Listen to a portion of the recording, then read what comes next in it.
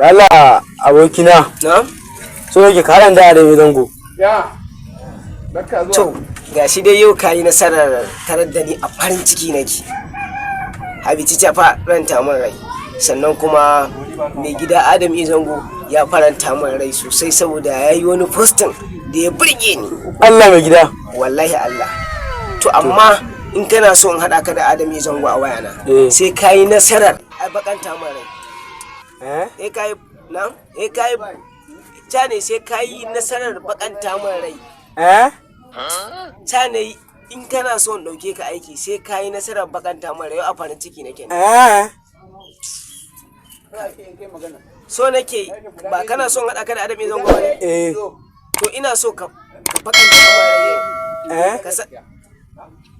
Dalla malam wari. To malam mai gida nayi nasara a kanka. Nayi nasara a kanka. Ka ce na bakanta ka bakin ciki na bakanta ma rai. Aga dole yanzu gaban dama in ga Adam Izango kai mun hanyar ta yanda ya ga Adam Izango.